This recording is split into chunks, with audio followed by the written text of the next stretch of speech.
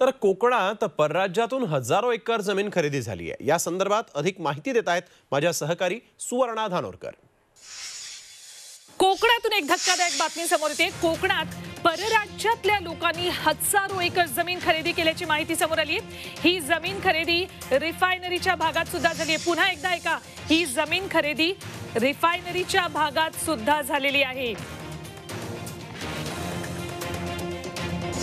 महाराष्ट्रामध्ये जमीन घेण्यासाठी शेतकरी दाखला कुठल्या पद्धतीने मिळाला असेल आणि तो शेतकरी दाखला इकडच्या स्थानिक तहसीलदार कार्यालयाने त्याने ती तपासून घेतला की नाही यापर्यंत ह्या गोष्टी येतील। तर तहसीलदार कार्यालयाने ती जमीन त्यांची वडिलोपार्जित असली पाहिजे तर हा शेतकरी दाखला मिळाला पाहिजे। झी24 तासच्या इन्व्हेस्टिगेशन रिपोर्ट मधून आणखी काही धक्कादायक माहिती समोर आली आहे। त्याबाबत आपल्याला सांगतायत माझे सहकारी अमित भिडे। अमित, खरंय सुवर्णा, कोकणामध्ये मोठ्या प्रमाणावर परराज्यातून जमीन खरेदी झाली आहे। नेमकी कुठून ही जमीन खरेदी झाली याची उत्सुकता आहे। पाहूया आपण ग्राफिक्सच्या माध्यमातून। चला तर आता आपण ही बघतोय कोकणात परराज्यातून झालेली जमीन खरेदी। जम्मू काश्मीर मधून कोकणात खरेदी झालेली आहे। पश्चिम बंगालमधून जमीन खरेदी झालेली आहे। ओडिशामधून ही जमीन खरेदी झालेली आहे। त्याचबरोबर उत्तर प्रदेशातून सुद्धा कोकणात जमीन खरेदी झाली आहे। कर्नाटकमधून जमीन खरेदी झालेली आहे।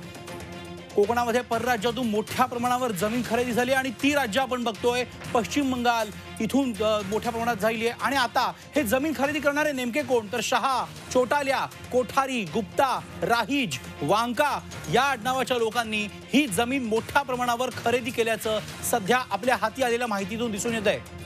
तर आता आपण ही बघत होतो ही माहिती, परराज्यातून जमीन खरेदी करणारे कोण, त्याचबरोबर कोकणात आता ही जमीन कुठे खरेदी झाली आहे याची तुम्हाला उत्सुकता असेल तर ती सुद्धा माहिती आता आपण ग्राफिक्सच्या माध्यमातून घेणार आहोत। राजापूर तालुक्यातील देवाचे गोठणे या भागामध्ये सर्वाधिक जमीन खरेदी झालेली आहे।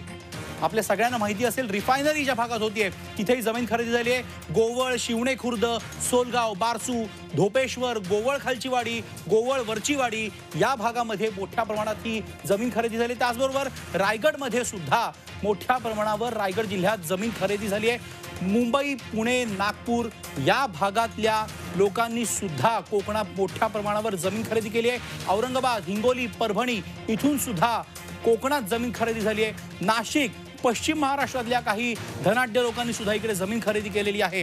तर आता आपण सुवर्णा ही सगळी माहिती बघतोय। औरंगाबाद, हिंगोली, परभणी, कोकण, पश्चिम महाराष्ट्र या भागातून आपण ही सगळी जमीन खरेदी झालेली बघतोय। Over to you Suvarna. बरोबर आहे अमित, अत्यंत धक्कादायक माहिती तुम्ही आपल्या प्रेक्षकांपर्यंत पोहोचवली। थेट काश्मीरमधनं सुद्धा जमीन खरेदी झालेली आहे। या सगळ्या संदर्भात आपण जाणून घेणार आहोत आमचे रत्नागिरीचे प्रतिनिधी प्रणव पोळेकर यांच्याकडून। प्रणव, अत्यंत धक्कादायक म्हणावं लागेल हे सगळं, काय गोलमाल आहे हा सगळा प्रकार? स्थानिकांच्या आधी परराज्यात कशी काय माहिती मिळते या ठिकाणाबाबत?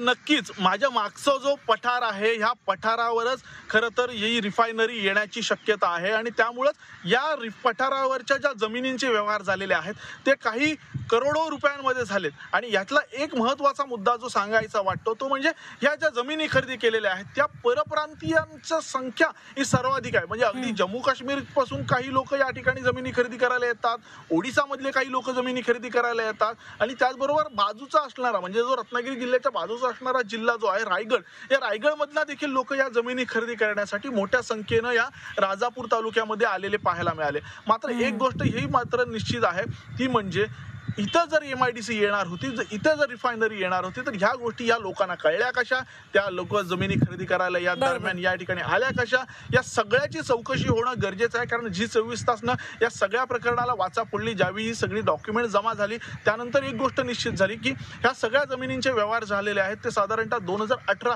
ते 2020 या दरम्यान झालेले आहेत आणि त्यामुळे या सगळ्या जमिनी ज्या विकल्या गेल्या, जमिनी खरेदी करणाऱ्यांची चौकशी होणं गरजेचं आहे। त्याचबरोबर जमिनी विकल्या ज्यांनी मुक्त्यार करून आपल्या नावावर करून घेतल्या होत्या त्या सगळ्यांची चौकशी होणं गरजेचं आहे। बरोबर प्रणव, या सगळ्यांची चौकशी होणं गरजेचं आहे। तुम्ही जी माहिती देताय ती सगळी माहिती खरं तर डोकं चक्रावून टाकणारी आहे। प्रणव, धन्यवाद या संपूर्ण माहितीसाठी।